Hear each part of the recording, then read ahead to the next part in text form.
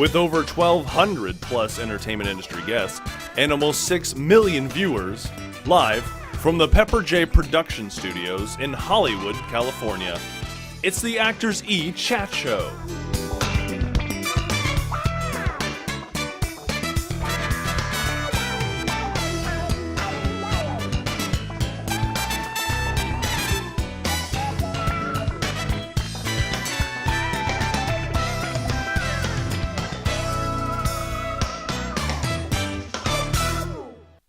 Hi everyone, welcome to ActorsE Chat. I'm your host, Nay Nay Kirby. Today we have a spectacular show.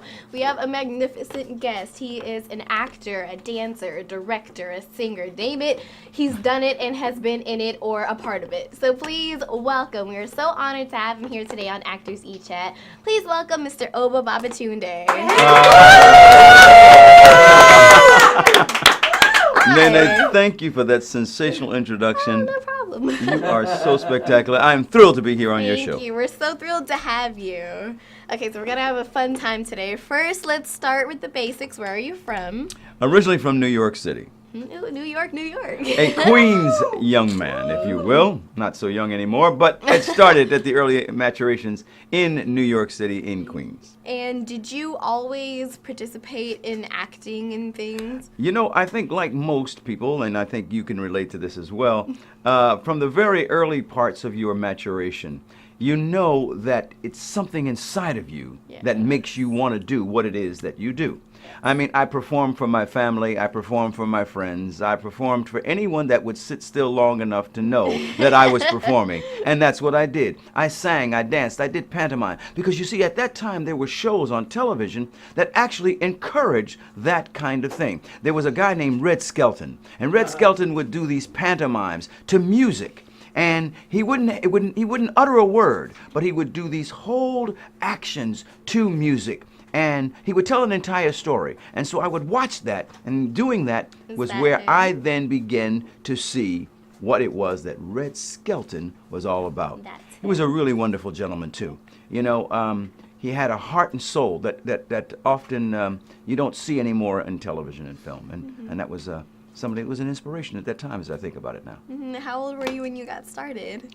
Well, Nene, I can't remember a time that I wasn't Okay, good answer. doing what it is that I'm doing now. Yeah, because I know some people, they'll start when they are babies, literal babies, like they're not even 1 year old yet. Yes, well, you know, I think you have to identify that if I were, let's say, maybe doing it, well, it's a 4.5 decade career presently, okay? But that's not including the no paying, low paying. Oh, so that just identifies when I was able to make a living at what I'm doing.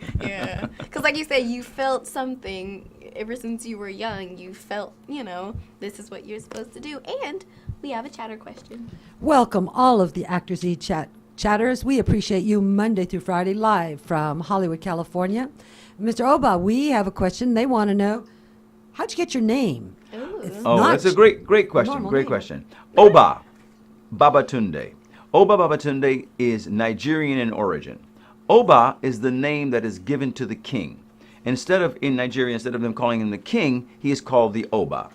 Babatunde, loosely translated, it's Nigerian in origin, from the Yoruba family, and it is identified as being the spirit of the grandfather has returned in the child. Now, what's really interesting about that is for the last 5 generations, I have 2 sons. My oldest son making the 5th. All the firstborn men in my family, we've all been born the same day, the same month for the last 5 generations. That's my son, myself, my dad, and his dad. Wow. Yeah, 5 generations. But now that I've given you that information, and it seems like, wow, that's phenomenal. But identify this. There are only 365 days in which anybody can be born. Yes. There's only 12 months a year, 365 days in which you can be born. So now, viewing audience, I challenge you to go back and identify, look at your family tree, and I guarantee you, you're going to find somebody, an uncle, an aunt, a cousin, somebody that you guys have the same birthday. Wow. I am going to do that Yes. as soon as the show is over. I've never thought about it that way. Yes. But you're right, there's not that many days that But it's kind of a coincidence, though. Like, in a row. I mean, I could see other people in your family, but you're all in a row. How cool. I know. And you know what people say to me very often? Women could say, oh my goodness, how did that happen? Did you plan it? I said, what that means is that with this Babatunde males, there's a certain time of the month and year that you don't want to stand too close to us. Okay, I got that.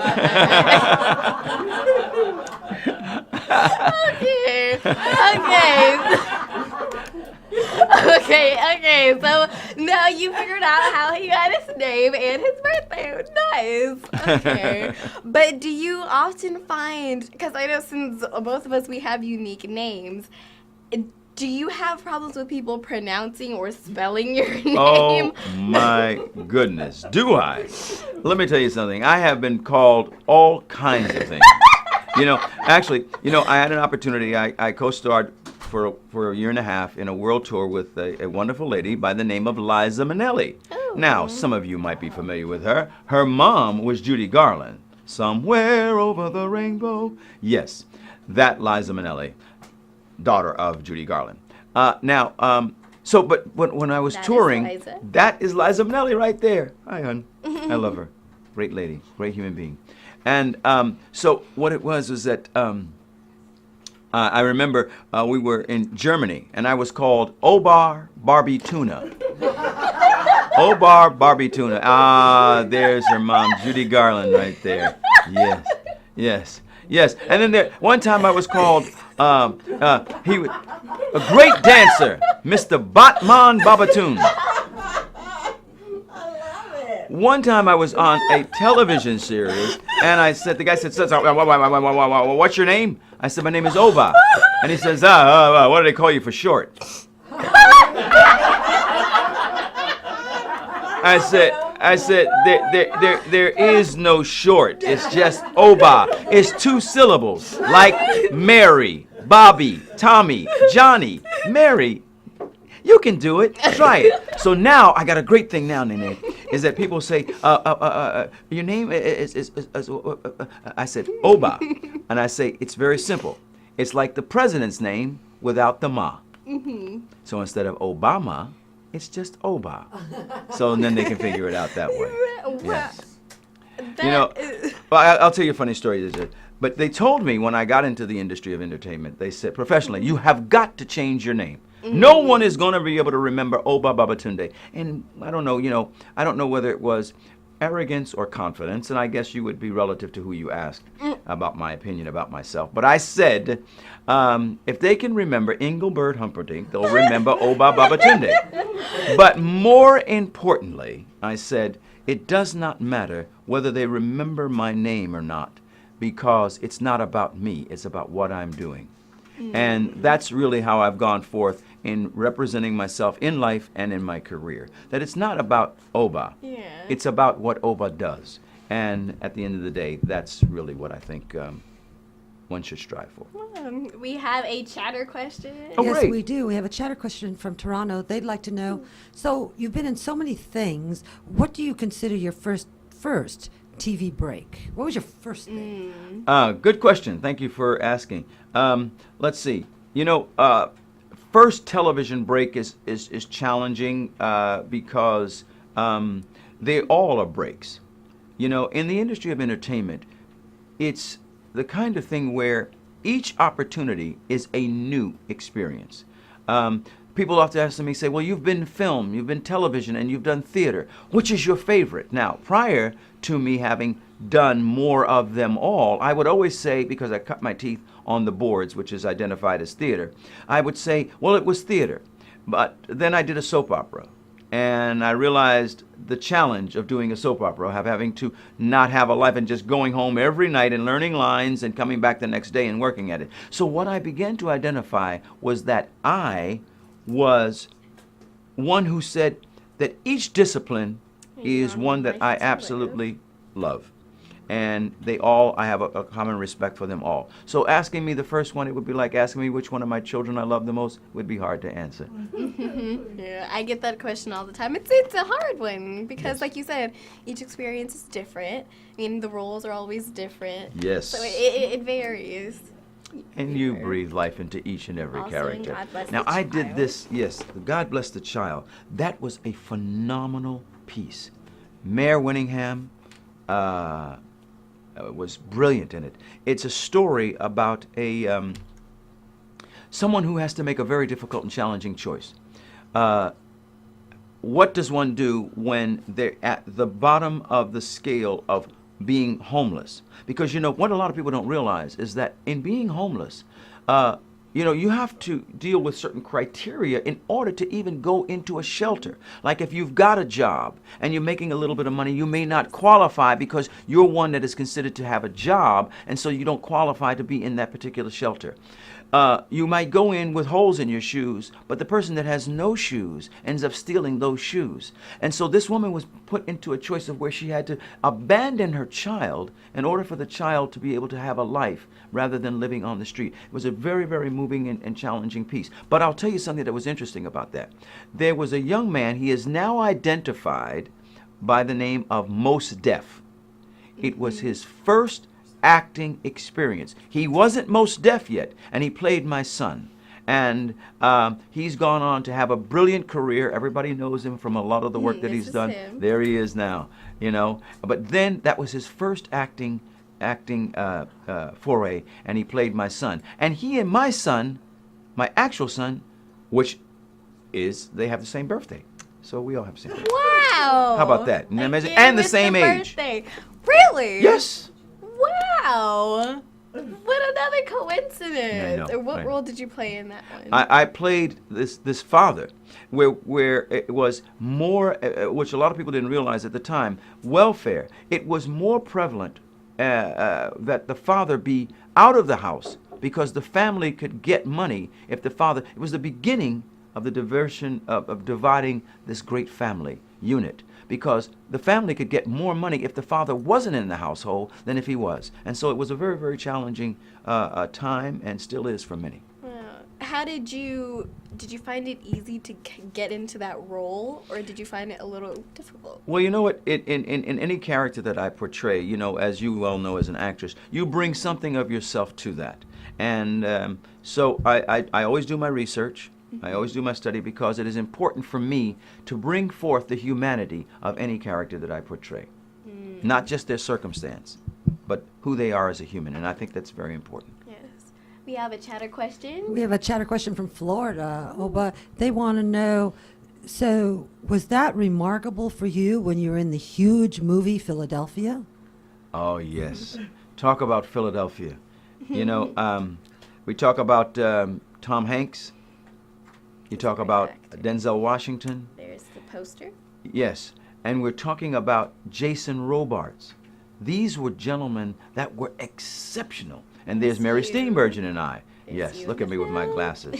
I was playing this intense. There's Jason Robards sitting next to me. And, you know, that character was brilliant for me, but to be involved in the project, because it was the first major motion picture. There's Jason Robards, a giant in the industry, an icon. You know, it was in the movie that brought to fore, you know, the whole issue of AIDS and what it is that one should be able to identify with maintaining a sense of dignity. Simply because you have an illness, you should not be stereotyped or stigmatized. And I lost a lot of friends in the 80s to AIDS, HIV, and so I continue still to champion the causes that bring awareness to HIV, as well as things like sickle cell anemia as well, things that people can avoid and befall. Lots of great knowledge. You're watching ActorsE Chat. I'm your host, Nay Nay Kirby. We'll be right back after a word from one of our sponsors.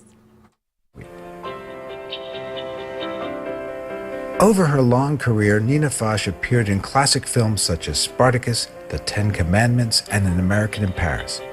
She received an Academy Award nomination for her performance in Robert Wise's Executive Suite. In 1965, Nina Foch arrived here at USC to begin teaching directing, and I was lucky enough to get into one of her first classes. Even as she continued acting in film and television, Nina's passion for teaching lasted for over 40 years.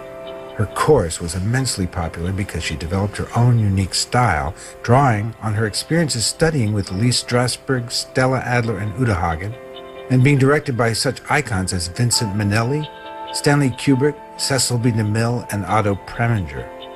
As I began directing, the tremendous value of her teachings became evident and how important it was to preserve them for future generations.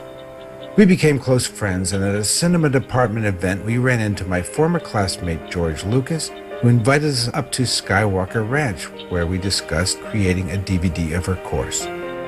He agreed to finance it, and on January 10th, 2002, we began taping an entire semester using a crew of USC film students. We filmed for 8 hours a week for 15 weeks, and this is the result. Okay, so what are we going to do this semester? Welcome back to ActorsE Chat. I'm your host, Nay Nay Kirby. Please check out our sister channel, Actors Reporter. And you see here, this is the website. You can click on that little discount button right there. When you click on the discount, it takes you to this wonderful page filled with lots and lots in different places. We have the Nina Fuchs course for filmmakers and actors, children in film. There's even a bakery there. Would you look at that? Who doesn't love a bakery? We also have business and marketing for actors and much, much more. So go check out ActorsReporter.com. We are now back with the wonderful Mr. Obba Babatunde.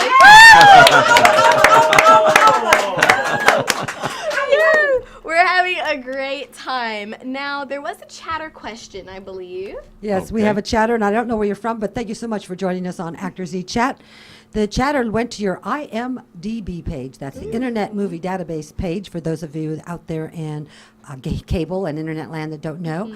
And they want to know, what was it like working with a young Will Smith? Oh, yes. You worked with Will Smith. Yes, that was a very, very great and fun Yes, episode. you worked on The Fresh Prince of Bel-Air. Fresh Prince of Bel-Air, My yes. favorite show. Yes. The episode, if those that are watching that may not know what the question is referencing, I played a character named Gordy Berry. Now, I played Barry Gordy Yes, also, the actual. but this character was This is you. Gordy Berry. Yes, and Will Smith was trying to get his sister a record deal, and so he came in this box, and I was not interested, and it's a hilarious episode. But what a lot of people don't know is that what was interesting about that, Nene, is that they had to shoot 2 episodes. Now, an episode is usually shot. It takes one full week to shoot an episode.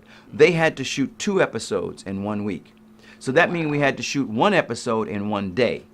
And so they had to bring in what they identified as heavy hitters. Actually, Quincy Jones is actually also, the real Quincy Jones is actually in that episode as well. Wow. I watched the episodes. I'm like, wow, of course I know that. Yes. But it was a great episode. But what was it like working with a young Will Smith? Do you think that he has changed since then? Because, of course, now, he's gone to do lots of different things. Oh, would you look at that? Yes, Q, Mr. Quincy Jones. I'll tell you about, and then we'll talk a little bit about Q. But Will Smith at that time was an extremely talented young man, clearly, and I think that the maturation of his talents have only been able to get grown, so that you could see that there's a full human being there, as well as a talented actor. I'd love to work with him one day. What was your story? Oh, yes. Now, Quincy Jones. I just recently portrayed Mr. Sammy Davis Jr. Yes. in the stage production of Sammy. Now, I mentioned earlier that I had done a co-starring role for a year and a half on a world tour with Liza Minnelli, and at that time That's we you oh on yes stage. You're full in costume. Wow. Yeah. Well, I had an opportunity to know Mr. Sammy Davis Jr., and his birthday was December 8th. So, a belated happy birthday to Mr. D, as I affectionately refer to him. Yes. It's you And in rehearsal. yes, there I am. The thing about it is that, ladies and gentlemen, if you get a chance to identify that Mr. D and I, we spent a lot of time together. Maybe I'll do a little something. If he were here, he might say, "Why can't I fall in love?" That's enough. Thank you for that wonderful impression. We weren't excited. Yes, Mr. D, I love that man. I love that That's a man great because he was picture. one of the most generous human beings that you ever have an opportunity to meet. He did so much for so many, and he would never be able to speak about it because it would then be, would be categorized and identified as being some sort of specific sympathetic. But I got to know the human being and the man, and I am so thrilled and honored to have had the relationship that I had with him. And I miss him dearly, and I loved him. And well, I'll give you this, and I was going to say about Q is that, when I first met Mr. D, I was performing at Harrods, Lake Tahoe, and after the show, he came to see the show because he was going to open the next night, and he came backstage and he knocked on my door and he said a bunch of wonderful, kind things to me, and I said to him, Mr. D, I want to thank you for coming in through the kitchen so that I could come in through the front door. And his eyes welled up and he gave me a big hug, and we became very close from that point forward. So fast forward many years later, I'm portraying him in this theater project at the Old Globe Theater, and Quincy came to see the show with a lot of other Hollywood luminaries. And after the show, he paid me, which I think could have been one of the highest compliments. He said, "Hey man, listen, I knew Sammy as well as I know myself, and I know Sammy's dead. And I know you, and I kept expecting to see you on that stage. And I never saw you, I only saw Sammy." He said, "It was disturbingly good." Wow. So that's a high praise coming from a great man. It is. And when you take on such an important role, like you said, it's a very big and important role, taking on such an icon like him. Was there a lot of pressure on you personally? Did you feel like I have to, do my best? That's a great question. Did you get pretty nervous? I mean, well, not nervous, but first of all, when you're going to put on the shoes of a person who's been identified as being the greatest entertainer to ever live, you better be prepared. Mm-hmm. So everything that Mr. D did, I made sure that I did in that show. He was a drummer. I played the drums, for real. The tap dancing, obviously, put those shoes on and did that. The singing, the acting. In fact, you see, it is that man that was the image that I had an opportunity to see as a young child growing up on shows. He did it all, and he did it with those that were identified as being the best. And so that was what I wanted to identify myself as. And so I patterned myself in a career of making sure that I was able to do all those things.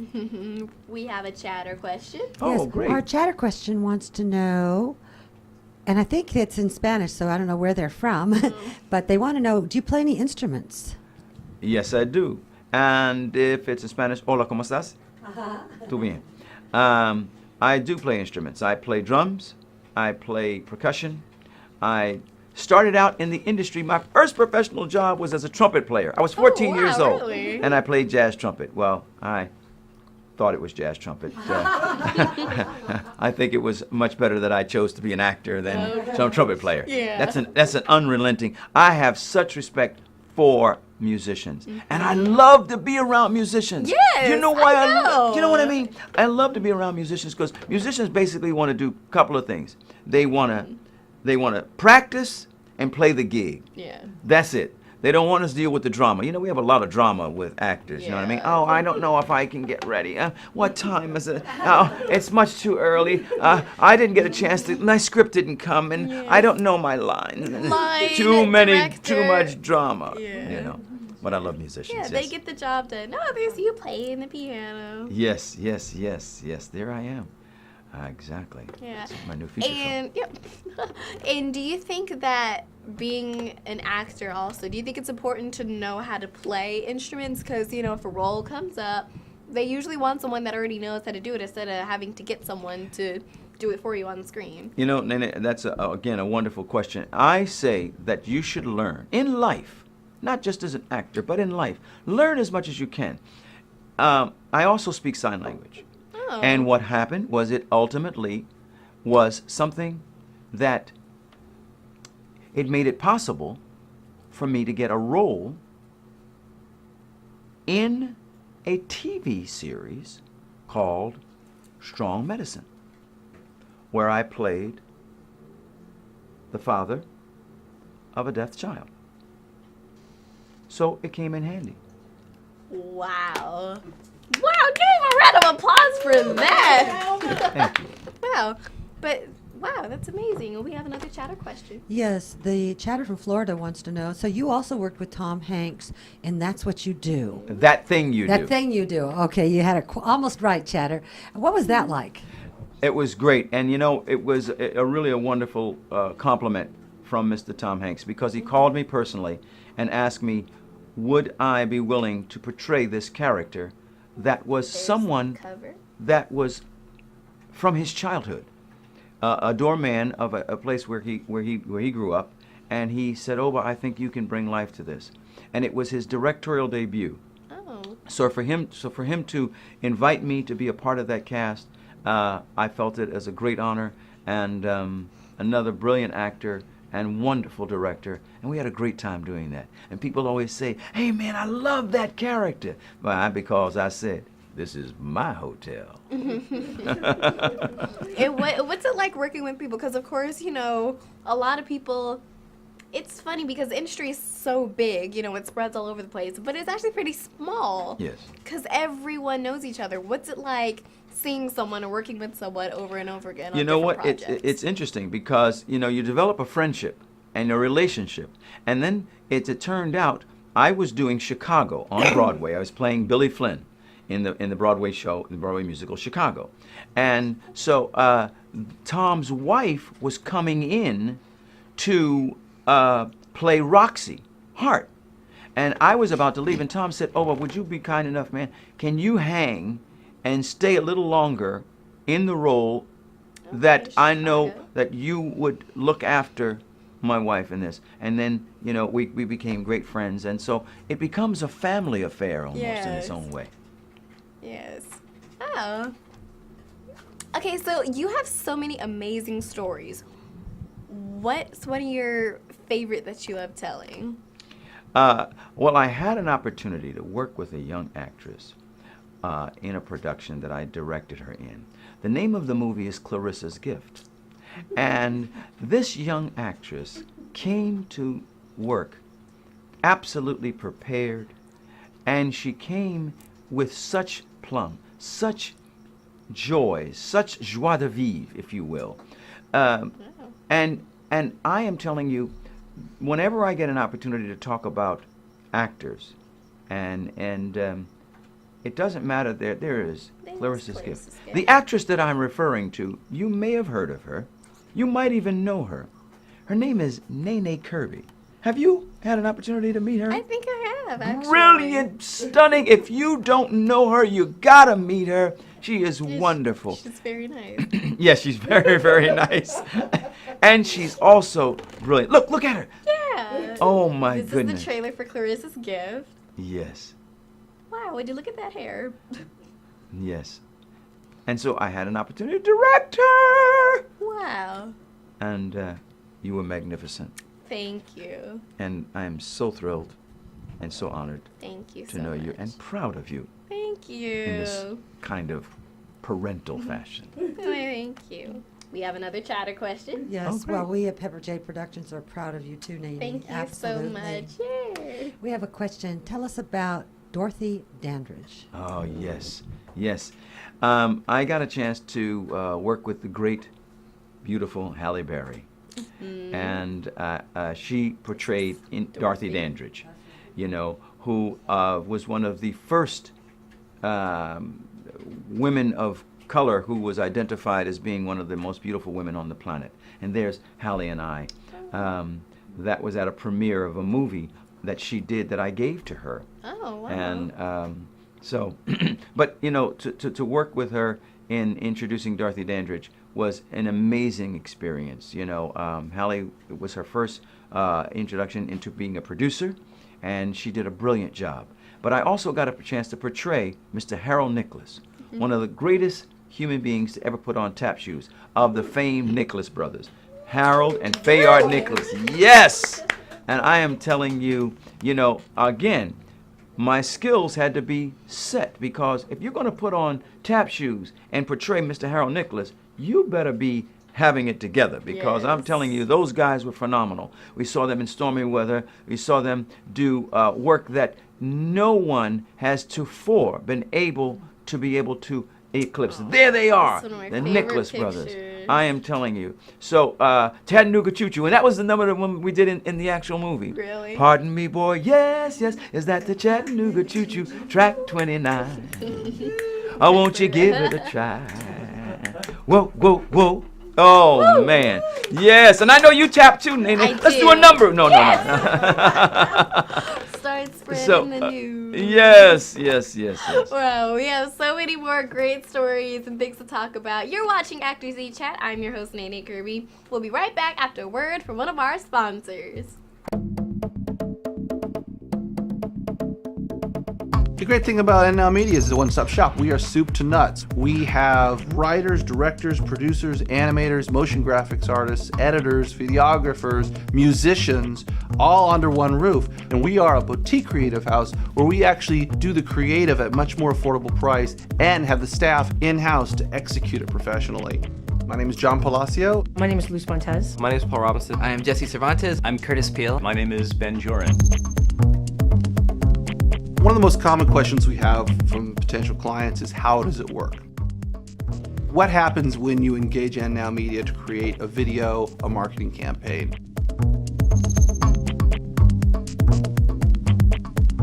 It first starts with, obviously having the phone conversation with the client. Brainstorm with them to come up with a really good concept and a really good idea to push whatever they're trying to do to the next level. Only with that in mind can we really try to tailor a concept and a script for their exact audience that fits in with their branding and the message they want to tell. We'll storyboard it out, get a real rough idea of what we want to do. We'll then present the client with a couple of options, different ways that we could go with some of the things that we've come up with. And they'll say this is good, and then we'll come back, we'll start animating that or designing it or editing it. Our clients are generally, like to be really hands-on, and we'd like to hear from you kind of all along the board. There's no surprises. What we like to do with every partner is we actually create a page on the NNow website. So they can give feedback, and that way, when the time we get to the final product, usually there's not a whole lot more revisions to do because we've already been working together the whole time. The big difference is that real personal creative touch. We have a creative group that can execute that vision, whether it's animation, video, motion graphics, and do so with some unique creative that is custom tailored to that business. Dream it up. It's video. It's magic. It can happen.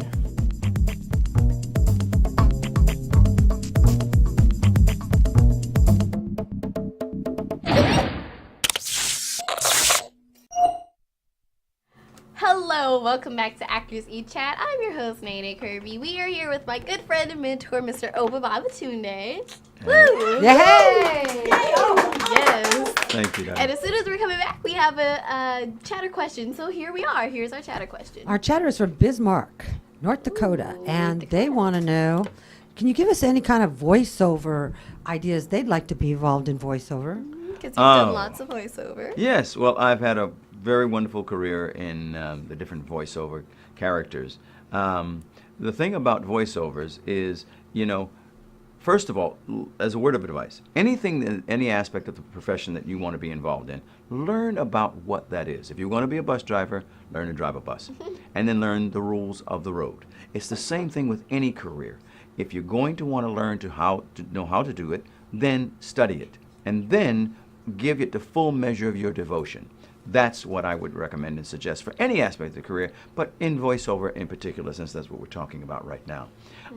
And being prepared is also important. I have been the voice of a very good friend of mine, Mr. Billy D. Williams, who played Lando Calrissian in the Star Wars games. And so, I would go in and for the last 7 to 8 years, all of the work that has been done, voiceover work pertaining to that character, I would say, hi, my name is Billy D. Williams. That's how I get myself into it. There's Mr. Billy D. Williams right there. And, you know, a lot of people over the years have said to me, you know, you remind me of Billy D. Williams. And I said, well, that's very nice because Mr. Billy D. Williams is a very handsome man, you know, and I mean, I'm very happy to be able to use Mr. Billy D. Williams' voice on the Lando Calrissian's cartoons.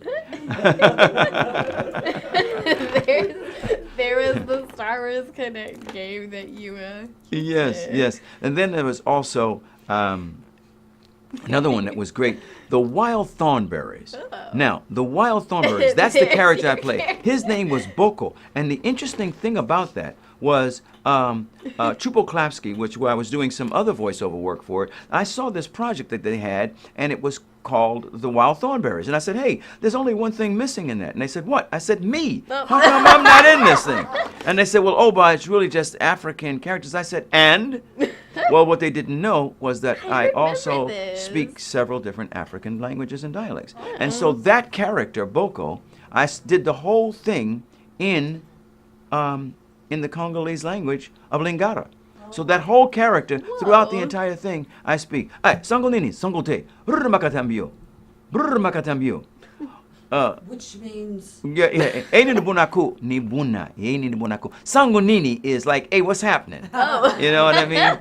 You know, and so I did it in this whole Lingala thing. So again, having the tools and skill sets that you've learned along the way of walking through life will somehow inform the work that you do. Wow. What's your favorite voiceover project? I know it's a hard question. Oh, this was another one of your characters, right? Oh, wow. Look at that. Chief Akanu. Yes. See, you know, I mean, they get an opportunity to see that Mr. Babatunde can come into a room and present himself in sometimes a kingly fashion, and sometimes an angry fashion, and sometimes a guy who talks like this here. So you get a chance to play all these different characters. You know what I mean? It's fun. Voiceovers are fun. They are. I love voiceovers. Yes. And then there's all kinds of voices. There's the voiceover. I'm presently in consideration for being the new voice for Lexus. Oh. So let's hope that works out. But that's a different type of voice. So there's animation, and then there are announcer voiceovers, and then there are voices that you do for products. Mm-hmm. We have another chatter question. Wow. Our question is, which do you prefer, film or TV? Again, that would be, thank you very much for the question, first of all. But that would be, as I mentioned earlier, asking me which one of my kids I love the most. I have a healthy respect for each because they're each their own discipline.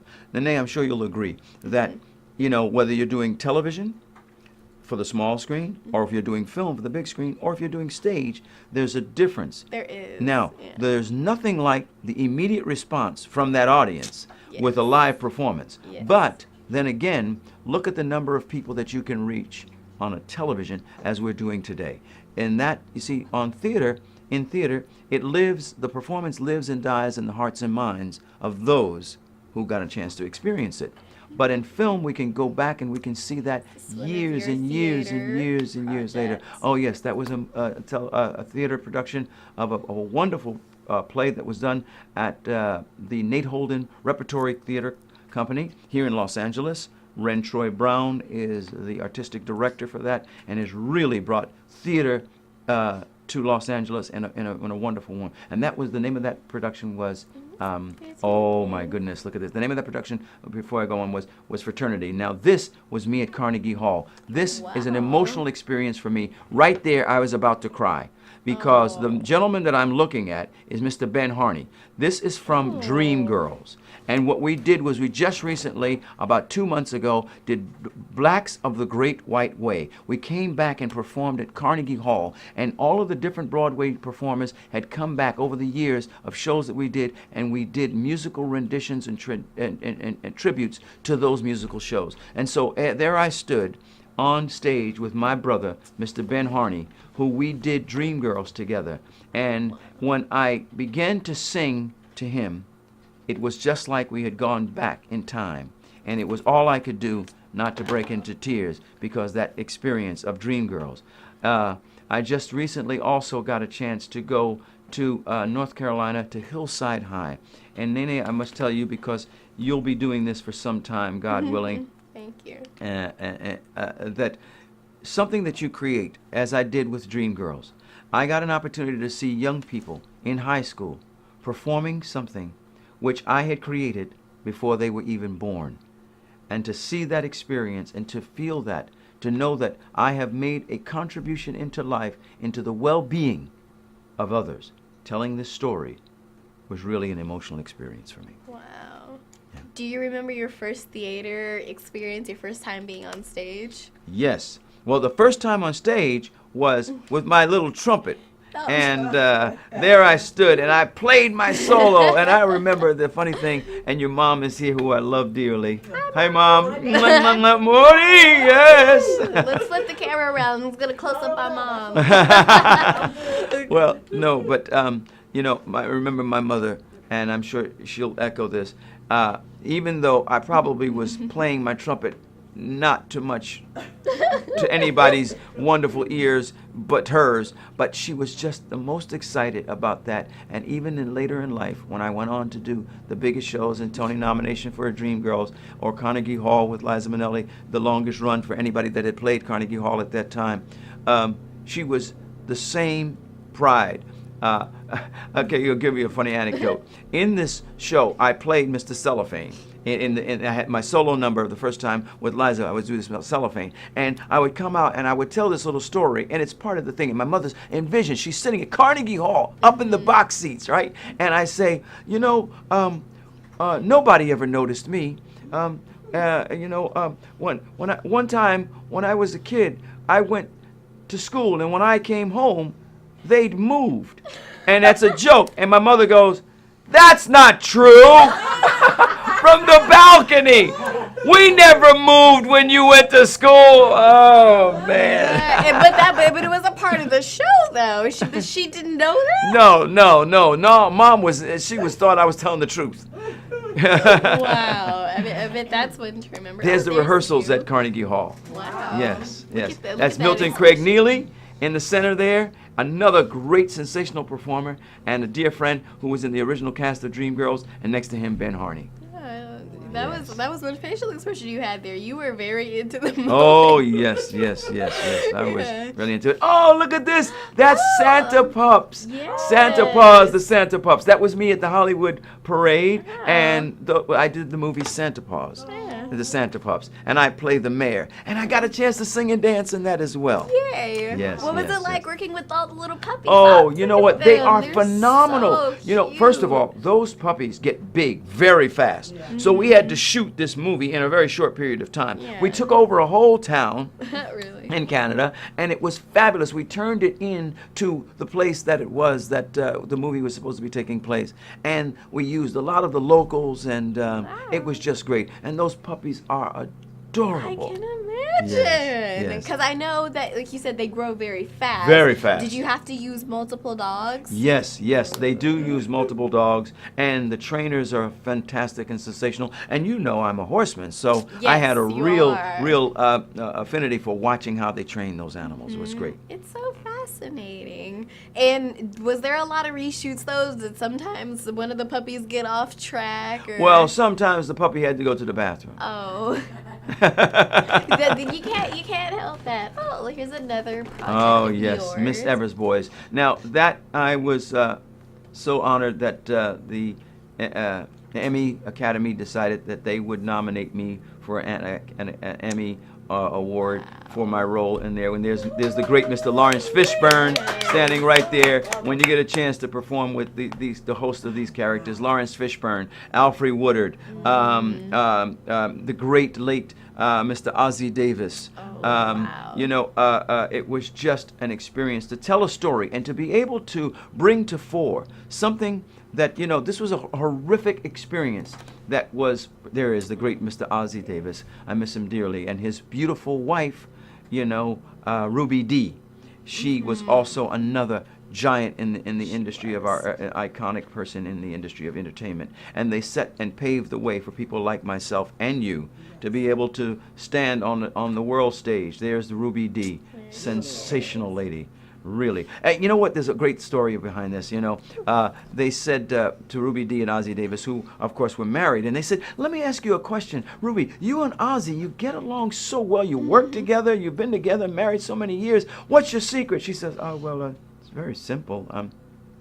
You just find out what your mate doesn't like and don't do that. Yeah, that makes sense, actually. Yeah. Yes, but that story was a very important story because it was telling us about something that took place. The Tuskegee experiment, which was an experiment that was done on African American males with untreated syphilis. Even though there was a cure for it, they had to test it, so they somehow thought to what they called completion, which was death. And you saw how these men were tested, not treated for syphilis, and even though there was a cure, so that they could identify that somehow maybe that we were different. And so, you know, that's another thing that's great about our industry is we get an opportunity, as we talked about with Philadelphia, to bring attention to something that may not have been paid attention to at the time when it was taking place. Mm-hmm. And do you think, here's another one special moment. Look at that character. Yes, I was very serious there, wasn't I? What was Hey, that look about? at that, man. Do you know what? That's interesting. I'd like to see that again because you know what's great about that? I'm looking at myself now. Hey, that thing was done about 10 years ago. I still look the same. Yes! I know. Everyone always talks about that. And how did you do it? You know what? That's because my mother told me, and I'll share this with you and everyone else that's watching. When you take care of yourself when you're young, yourself will take care of you when you get old. Ooh. And so it's about how you look after yourself, both spiritually, mentally, as well as physically. Mm-hmm. Yep. Yeah, that's a good saying. Is someone writing this down? Someone needs to be around you 24/7 because I've had lots of conversations with Mr. Obba, and you say some of the greatest things I've ever heard. Can I just say, I'm not lying. A lot of people don't know this, but he'll say things and doesn't even realize that he's saying it, and I was like, wow. Yeah. Like, it actually, like, makes me think about something more that I never thought about. We've actually had very different conversations about different, like, you know, acting jobs and movie and television in general, about things that we never think about, the way that you see things, the way that I see things. So, yes, someone needs to be writing this down. Well, I've been asked to write a book. Wow. And, but I'm presently writing a book called He Said, She Said, which is to help relationships between the genders, because what he says is not always what she hears, and vice versa. And that's very important because then we're talking past one another as opposed to talking to one another. Like, you know, I'll give you a quick example. Like, at the top of the list of she, now these are generalizations, but I have done the research on them. At the top of the list for she is she wants to be heard. She wants to be heard. He wants to be respected, okay, appreciated. Now, that doesn't mean that each don't want to be respected and appreciated or heard. But for example, guys talk to each other differently. If a guy comes to me and he says, hey, listen, Obba, I'm dealing with a little something, man, I want to talk to you about. Okay, I'm thinking that he wants my advice. When she says, honey, you know, I'm going through something right now, she doesn't want me to tell her how to fix it because she hears that as me telling her what to do. And she doesn't want to be told what to do. She wants to be heard. So she says, this guy on my job is really driving me crazy. And I go, oh, really? Are you kidding me? She says, yeah. Every day he says, now, 2 days later, hey, honey, listen, you're not going to have to worry about that guy on your job. What are you talking about? Well, I went up there and had a little talk with him. You did what? I didn't ask. I got to work with that man. What are you doing? I said, well, then why did you tell me about it if you don't want me to do something about it? Because she wants to be heard. I was on a movie set, and there were some ladies having a conversation. And one woman said to the other, there was about 4 of them. And this is what inspired me to start to look into writing this book. And she said to her, she says, how's Barbara? She says, oh, she's fine. You know, dating, nothing serious. And then they said, oh, that's good. And they went on with the conversation. So later on, I go over to them and I say, excuse me, I wasn't intending to eavesdrop, but I heard you say to her, how's Barbara? And you said, fine. And you said, dating, but nothing serious. Can you explain to me what that means? And she said, oh, that means that, you know, she's dating, but it's not serious. I said, I know, but what does that mean? And she says, explain to him. And he said, well, she's dating this guy, but it's not serious. And I said, okay, I understand you said that, but what does that mean? And I said, now, I don't mean to pressure you about this. I said, because here's what's interesting about that. I said, because while you can't articulate it to me as a man, you know exactly among one another what that means. I said, now tell me, does he know it's not serious? And when it gets serious, is she going to say, okay, now it's serious? They said, no. He should know that. Oh, okay. Now we're mind readers. Okay. But anyway, so that inspired me, and I began to look into these things. And it's an interesting conversation between the genders, male to female. And that is how we communicate with one another. I love the way you break things down. Wow. We have another chatter question. So when do you think the book will be out, Obba? Oh, yeah. Well, you know what? It's probably going to be out this 2015 because I've been writing it now, and that people have said to me in all of these things, oh, but forget it. Put out pamphlets because the information that you have is so valuable. You know, I'll give you a guy. Here's one for the guys. Guys, if you say to a guy, hey, listen, man, I'm going to call you a little bit later. Whenever you speak to that guy again, it's later and it's cool. But if you say that to a woman that you're involved with, there's a maturation time on that. It's about an hour and a half. And in an hour and a half, you're going to get a phone call, and it's going to sound something like this. Hi, honey. Are you okay? Yeah, I'm fine. What's the matter? Oh, no, because you said you were going to call me later. So, well, I am going to call you later. Well, but see, what that you don't get is that's code. Yeah. See, that's code. That's woman speak for, hey, what are you doing? And what are you doing why didn't you call me? What's up with that? But she couches it in, are you okay? I just wanted to make sure you're all right. Then followed by, so what are you doing, honey? You know, so guys, what I have come to understand is that the best way to think is to say, you know what, darling, listen, I'm going to call you a little bit later. I got to go. Now, if you don't hear from me in about an hour and a half, give me a call. And it's because I got tied up. Now, you're not going to get a call in an hour and a half because she don't want you telling her what to do, okay? But you're probably going to get a call in about 2 hours if you haven't called, and it'll be more like, so, honey, I just thought I'd call, let you know I'm going to be doing something. Are things going okay? So we have to learn the methodology by which we communicate with each other so that we can best communicate. Yeah. Another quote. That was amazing. Okay, here's another, here's another movie. How high? Now, Dean Cain was my character. I was fine till they gave me those brownies. Oh. Those that are fans of How High know what that quote means. It really was an interesting story. Now, I'll tell you something. I was, when they came to me with this film, my manager said at the time, oh, but we got this great movie for you. And I said, I'm not doing that character. I'm not playing it. I'm not being in that movie. That movie is ridiculous. I don't want to be involved. She says, if you don't do this movie, it will be one of the biggest mistakes of your career. And she encouraged me to do it. And she was right.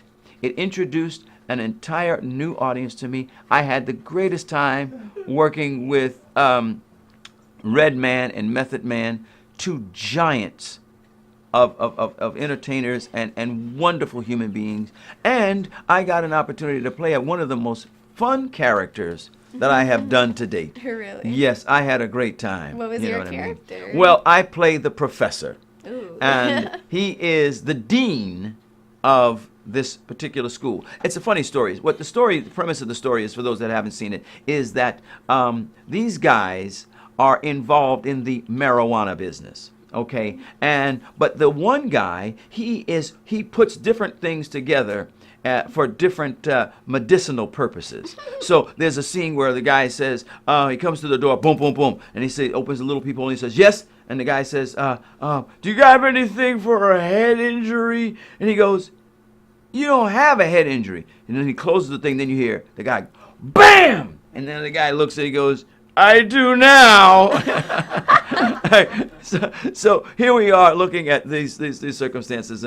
But so now what happens is that one of his friends is at the house. He's smoking. He falls out of the window and he doesn't die from the fall, but he ends up getting run over by a bus. Oh. Okay? Now, because he's dead, he comes back. Now, they put his ashes in this urn.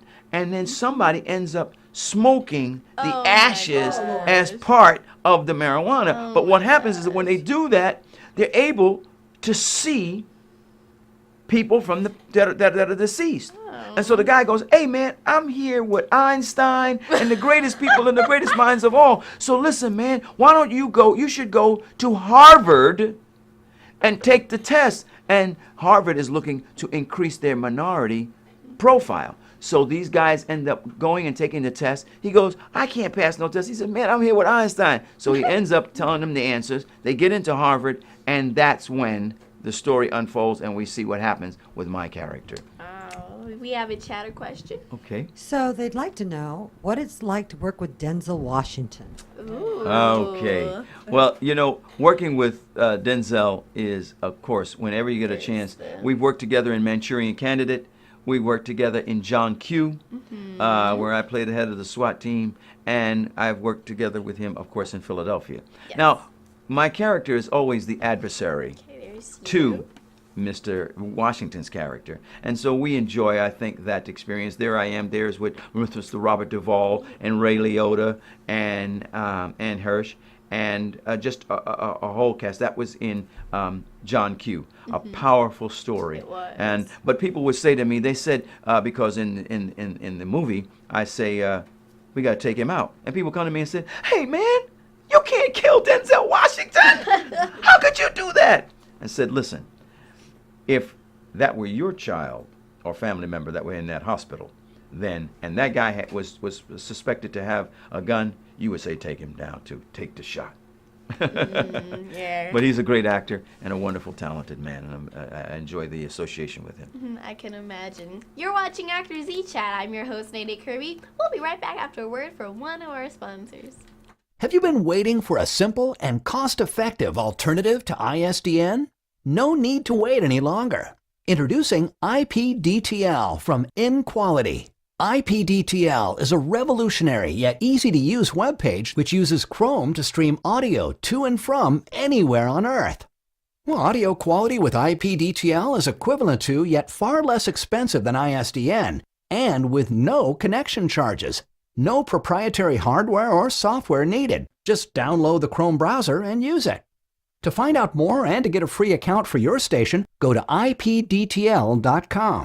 IPDTL is perfect for radio stations and voice talent alike, and can work anywhere in the world. Well, anywhere with the internet, that is. It's here. Go to ipdtl.com and sign up today. IPDTL, the game changer you've been waiting for.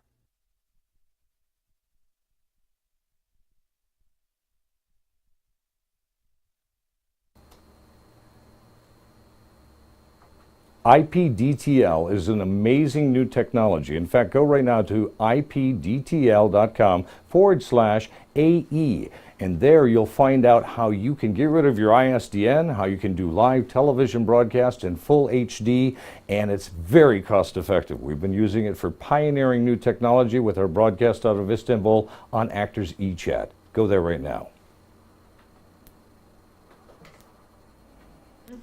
Welcome back to ActorsE Chat. I'm Nay Nay Kirby. We're here with Obba Babatunde. Woo! Yes, round of applause. Now, tell us a little bit about Karen Cisco. Karen Cisco. Oh, that was a great television pilot that we did. Bill Duke, the great actor Bill Duke, was also in that. And we have been working together with Bill Duke, and I go back to our original time that we first worked together. Was he directed me in a play called The Secret Place, written by Garrett Morris, and that was in 1970. Wow. Yes, yes. You were very young. I was, yeah, very. No. No. and then there's Joy Road. Look at this. This is Joy Road. This is a wonderful production. This was a piece. There you see Roger Guinevere Smith. He's a brilliant actor, and you know that was about the privatization of prisons and how dangerous that can be when you talk about owning stock. You know, you can go and buy stock in the prison system. And so identify, if I'm a hotel owner, what do I want? I want a head in every bed. If I'm a prison owner, what do I want? I want a head in every bed. And so we have to be careful how commerce can sometimes begin to affect that which it is that may not be the best thing for us. And like you said, you have been in the entertainment industry for a long time, and that could take a little bit of wear and tear on your body and, you know, your physical shape. How do you stay in shape and, you know, stay, fit? I'm glad you asked that question. There is a company. It is called Sunrider, Sunrider, and it is the purest food on the planet. It ingested predominantly in tea and smoothie, and it brings your body to a full regenerative state. Nourish, balance, and cleanse is what it does. I have been doing it for almost 15 years now, and it's probably why I look the exact same in pictures from 10 to 15 years ago that I do now, because my body is still in its full regenerative state. The simplest way of describing this is that you have 5 systems that I'm going to name, that every organ you have is assigned to one of these 5 systems: circulatory, respiratory, digestive, immune, and endocrine. Those are the 5 systems. Identify it, if you will, if you have a weight that needs 5 horses to pull that carriage. Okay, 1 horse comes up lame. Now you've got 4 horses doing the work of 5. Pretty soon, another horse is going to come up lame. Pretty soon, that carriage is going to stop. The same thing happens with your body. If you are not feeding the systems equally, giving them the nutrient and enzymes that are necessary to keep the body functioning, then ultimately what will happen is it will start to break down. And so we feed the 5 systems. Rather than giving it some sort of medicine for the thing, we give the system. Sunfit, and there's all kinds of products there. They not only make on what we put in our body, but what we put on our body, because our body is a canvas. So they make deodorant, they make toothpaste, because if you identify that some toothpaste, if you look on the back of it, there's a warning label on it. Not on our Sunrider toothpaste. You can ingest this and you not have to worry. There are no toxins, no preservatives, no additives, no sugar, nothing that is a negative content. It is pure food, and you can ingest it in tea and smoothie. And the best part about it, it's delicious. Yeah, I've actually been to one of the seminars at the Sunrider headquarters in LA, and it was so eye-opening to, you know, learn about different parts of your body, like you said, the 5 systems and how to feed it. What are some of your favorite products about in Sunrider? Cali tea. It is amazing. It takes the metals out of your body. You know, in the world of computers and you know, cell phones, we get radiation just from these things, and so we need something that extracts the radiation from our body. That Sunrider does that. It takes the metals out of your body. It gives you the nutrient. Sunny Fresh, you know, for the respiratory system. You know, you can ingest VitaShake. Vitamins, minerals, nutrients. There's the Cali tea, my favorite. It is. Is it not delicious? It is. It's it good. tastes so good. Very good. And you know what's great about having something that tastes good and is good for you? You can't beat that combination. Because I know that's why a lot of kids, or still adults, they don't eat their fruits and vegetables because they always say and complain that it doesn't taste good. Right, because we're attached to our taste buds and not our health. And ultimately, at the end of the day, you want to be attached to your health. So Sunrider, look it up, please, investigate it. Nay Nay does it, Obba does it, you should do it as well. Yeah.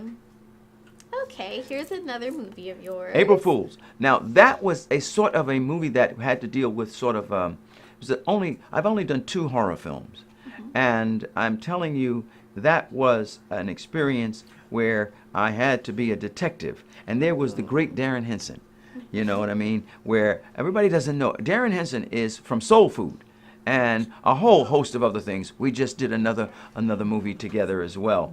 And he also, though, is a great choreographer. There he is, Darren. That's my buddy right there. He is also a great choreographer. You know, he was the choreographer for Boys to Men, as well as the choreographer for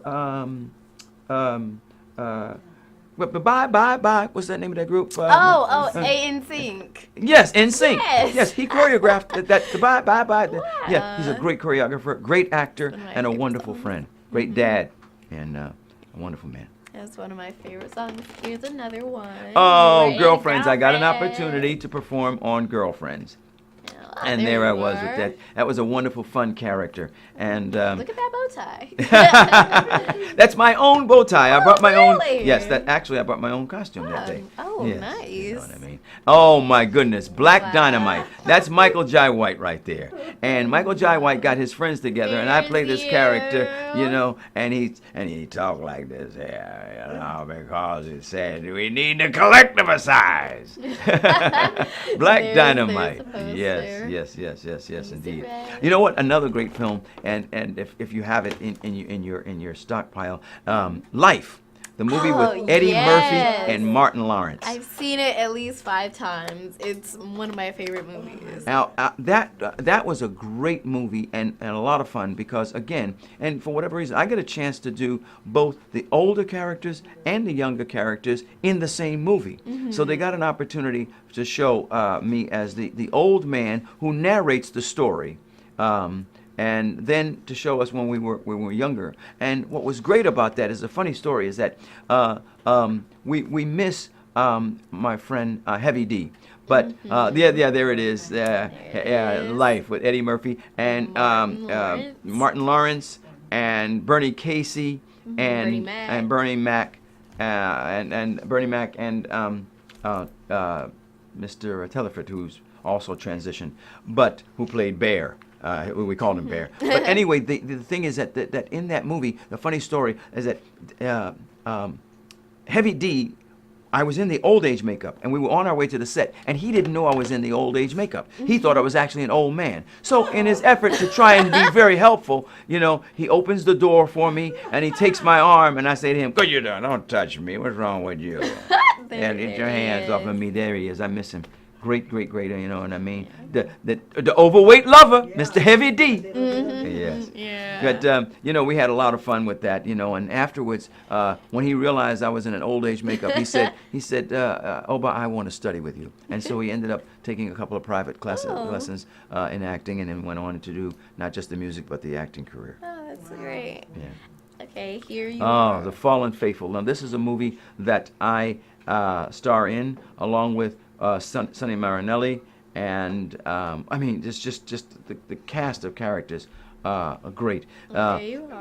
My character is blind in one eye, and you know, we shot this in Tampa, Florida, and you can see it now. It's on Netflix and some other places, and you can go and check it out. Yeah, and it's a wonderful piece, and I had a great time doing it. And my friend P.J. Leonard is the producer, and we're working on doing another movie that I'm going to be directing this time. And because you are a phenomenal director. Well, thank you very much, Karen. Thank you very much. Nay Nay says I'm a phenomenal director, and I really appreciate that. We have a chatter question. Oh, okay. So what it's like to be a guest star, like you were on Private Practice, you've been on so many Cold Case, you name it, and you've been on it.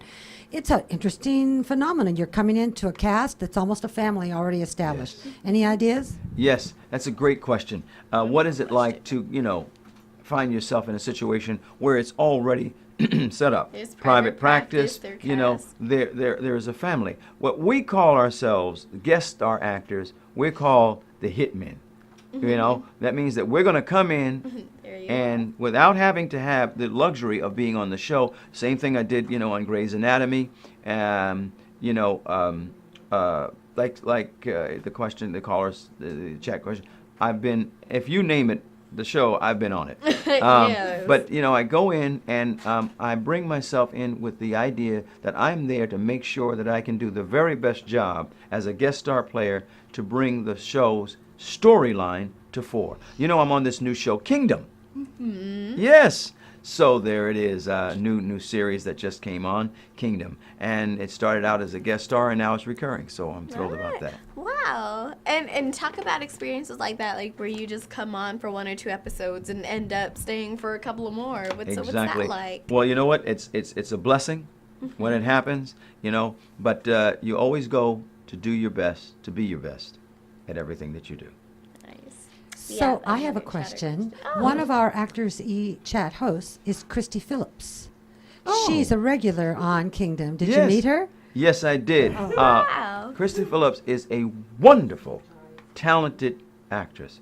And I am telling you, but that whole cast, every one of those people were really sensational. Frank was just magnificent, and every one of them. And again, when you get a chance to go, there she is now. There she is. Hey, Christy. She is wonderful. Very kind, generous lady, you know, and so thrilled that I had an opportunity to work on the show with such talented and nice people. Just basically nice people. And really nice people. Oh, yes, there it is. See, there's Nick and there's Frank, you know, and this piece is a powerful piece. And you know, what was great about me is, although I play a, a detective on the show, I have martial art background in my storehouse of things. Nice. So these guys were fighters, and so we could get up here and talk about some of the things that we had to deal with. Oh, sorry, I had to get carried away there. We were like, oh, okay. You are also a part of the TV show The Winx Club. Oh, yes. That is my new animated series. Oh, what? And I play a character on Winx. And so, yes, that's what we were talking about earlier about being able to do voiceovers and coming into Forest to Winter. Then I have my own talk show. Oh. That's Go Beyond the Lens with Obba Babatunde. And, you know, I am only excited because I know that I'm going to get a chance to do what it is that you're being able to do, and that is talk to such great people. In the pilot episode, I have Mr. Richard Roundtree, I have Mr. Blair Underwood, and I have the gentleman that many people fear, Mr. Tiny Lister. Oh. But you see Tiny Lister in a way that you've never seen him before. Humble, relaxed, and actually he loses it and cries right on camera. Wow. Because we talk about some things. On the show, we talk about not just what the people have done in their careers, but who they are. Because, you know, I often say, your do is not necessarily your who. Meaning that what you do is not necessarily who you are. Your do may be an actor, but your who is identified by the things that you have done in your life for others. Wow. So your do is not necessarily your who. I'm going to remember that. Do we have any other chatter questions? What's it like directing musical theater? Oh, musical theater is amazing. Yes, it is. You know, well, Nay Nay and I know because we've done, you know, done My Pipe Party. Yes, my son has Malachi Kalin is a performer as well, and I have a musical theater for kids school, and we have done 14 full-scale Broadway musical productions. And so the great thing about it is that these are not young people that are in the industry. They're just children who show up, and we put them through the course of a 12-week course where they get a chance to learn dance. They learn tap, hip-hop, jazz, modern, and ballet. They learn all about what it is to do when you walk onto a stage. They understand stage direction, upstage, downstage. Sadie Calvo, who is on a network show now, came out of that program. My son has gone on to have his own animated series where he was the lead character in NFL Rush Zone. And he played Ish. Malachi. And he is, if you pull up the NFL Rush Zone, it's an animated series. He was the lead character, Ish, on that. He came out of the program. He just did, at the age, he's now 19. At the age of 14, he did a world tour with A.R. Rahman. A.R. Rahman is the Academy Award winner for Slumdog Millionaire. Oh, That's the composer for the Academy. He chose Malachi, the only youth in the show, and he was able to tell the story of that. So, lots of great experiences, Now, I see we're about to pull up, I think, something which I really am. Yes. Oh, okay. yes. I also do, you know, individual shows in where I'm a singer who loves jazz. And so I go around the country and I perform with wonderful musicians, and I got a chance. I also have gone over and done my show in Japan. Oh, so for those, anybody that might be watching who is from Japan or Japanese descent. お元気ですか? あなたは? 電話後でお願いします. What I just said is, how you doing? And listen, give me a call a little bit later. You're watching Actors E Chat. I'm your host, Nay Nay Kirby. We'll be right back after a word from one of our sponsors. Hey everyone, I am Judith Jones. If you are looking for photographs, which a lot of you are, let's face it, we need photographs every day, actors, models, even if you're just, the milkman, you need photographs, okay? You need to look good. And if you want to look good, you've only got one man to go to, and that's John Michael Ferrari. You see, I needed to look good. So I went to John, and he basically took me to the most beautiful place in LA and took these wonderful photographs of me, and I really didn't even recognize myself because I just looked, well, let's just face it, I looked stunning. So if you want to look stunning like myself in those photographs, go to him. He will make you look beautiful. If you're pretty, he'll make you look prettier. If you're not pretty, he'll make you look pretty. John Michael Ferrari. That's all you need to know. So go to imagesbyferrari.com. That's the website, imagesbyferrari.com. And you can check out all his photography and you can contact him there. You can look at a picture of me. He directed me, because if you need direction, which, hello, I do, he directs you too. So go and check that out, imagesbyferrari.com. You'll love it. You'll look great. Check it out. Bye, everyone. Welcome back to Actors E Chat. I'm your host, Nay Nay Kirby. This is the wonderful Mr. Obba Babatunde. Hey. We're having a great show. I'm so glad you could come today.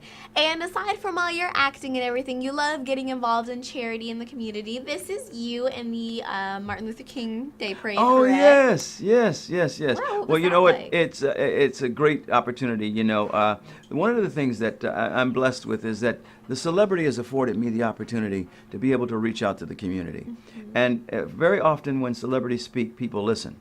And so I often use that celebrity status to be able to talk about things that I think will help foster great causes and help the general populace. It's always I get as much, if not more, when I'm riding in, as you saw the Dr. Martin Luther King Day Parade, when I get an opportunity to see the people and to reach out to them and say, hey, love you, and they say love you back. These pictures are from the walk that I did for the muscular dystrophy, and it's FSH, which is a specific type of muscular dystrophy. And again, I'm so inspired and encouraged. This year I did the walk, and there was a woman there. This woman is identified as being someone who is handicapped, yet this woman has traveled. She, in a boat by herself, went from Los Angeles to Hawaii. I mean, through storms, and it really. These people are, such an inspiration, encouraging. There is no concept of handicap, because a handicap is in one's mind. I often say to people, remember this, that even at the level of the Olympics, which is supposed to be the greatest of the great, the best of the best, they don't give any award for getting in the starting blocks. Meaning that it's not where you start, it's where you end up. And where you end up has to do with how you invest in your life, the commitment that you give to believing in yourself and inspiring others. At the end of the day, you write your own epitaph. Because when you're gone, right, you don't get a chance to say, well, I was and I did. No. It's those that survive you. And I can tell you that those that survive you talk more about what it is that you did for them as human beings, rather than how great an actor, musician, singer, dancer that you were. Those things are great. But what did you do for somebody? If you were able to improve the quality of life for somebody along the way, then, in my own estimation, your life has not been in vain. Wow. Now, everyone, let's take a look at this. Hi, I'm Alexis Nichols, one of your Actors Entertainment hosts. Here's a big hug and thank you for joining us on ActorsE Chat. We are now almost 6 million viewers and chatter strong from all over the world, and we really appreciate you. ActorsE Chat shoots live Monday through Friday, 10 a.m. Pacific Time from the Pepper J Production Studio below the Hollywood sign in Hollywood, California. Want to see all of today's episode or any other of our other episodes? Please visit ActorsEntertainment.com and put the talent's name in the search box. And go ahead and visit Actors Entertainment on IMDb.com. That's the Internet Movie Database to see more than 1,200 entertainment industry professionals who have been guests on ActorsE Chat.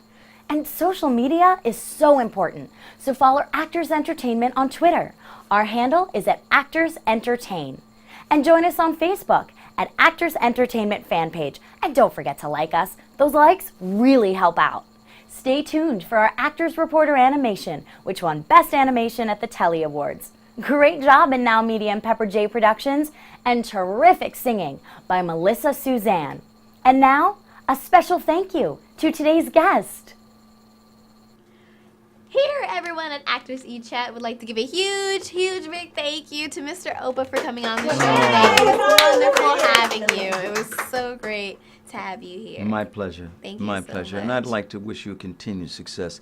I'm so proud of you. Thank you. And I don't mean that pejoratively. I really mean that sincerely from my heart. Thank You really are what it is that I think that everybody should strive to be. She is a representation of great parenting. And her mom is here, and we should applaud her and applaud this young woman because she represents the best of what we have the ability to be. So thank you for being who you Thank you are. so much. I mean Thank that, you. sincerely, sincerely. And we would like to thank all of you for watching. Thank you so much for watching ActorsE Chat. I'm your host, Nay Nay Kirby. This is Obba Babatunde. We will see you next time. Bye. See you next time. What's that? ActorsE Chat show? Happens to be my favorite. In the morning, I want nothing but a cup of coffee, a bottle of Kahlua, 6 naked girls. Wait, no, that's not right. ActorsE Chat show. Thanks for joining us on ActorsE Chat. Remember to visit ActorsE.com and enjoy all your past ActorsE Chat episodes with celebrity favorites. Look in the search box to find who you're looking for. ActorsE has had over 1,300 entertainment celebrity guests and over 6 million viewers worldwide. Join us every Monday through Friday at 10 a.m. Pacific Time. Thank you for watching ActorsE Chat live from Hollywood. ActorsE Chat is a co-production of Pepper J Productions and Live Video Inc., a Kurt Kelly company. All rights expressly reserved in all formats. Thanks for watching.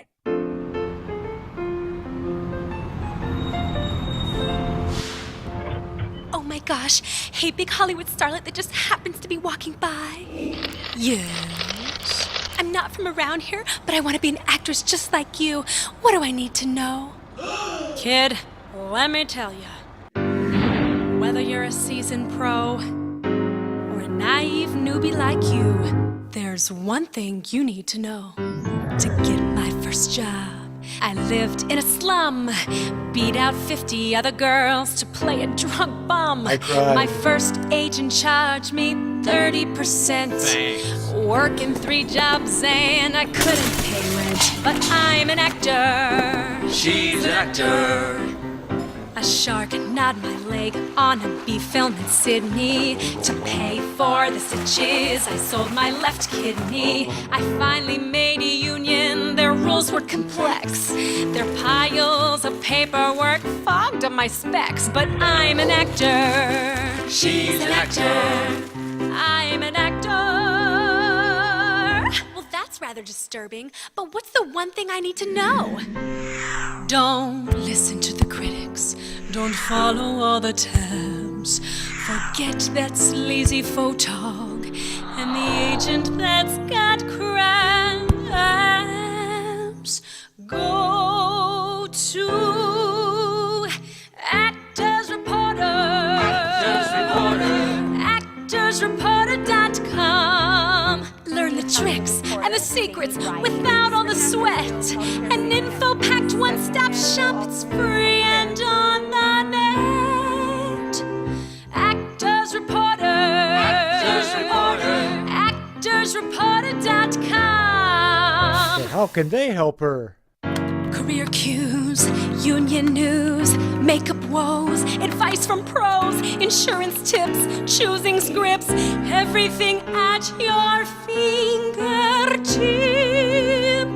Actors Reporter. Actors Reporter. ActorsReporter.com. I just got a call back. I'll do it.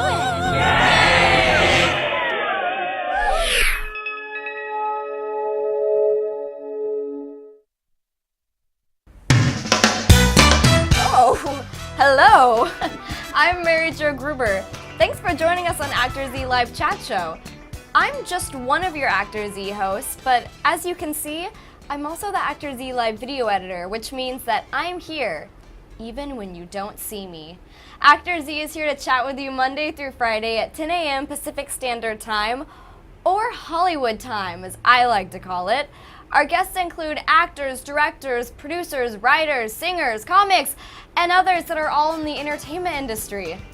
You can see previous shows at www.actorsentertainment.com, and be sure to check out our guest index to find your favorite celebrities. See you next time. I'm working.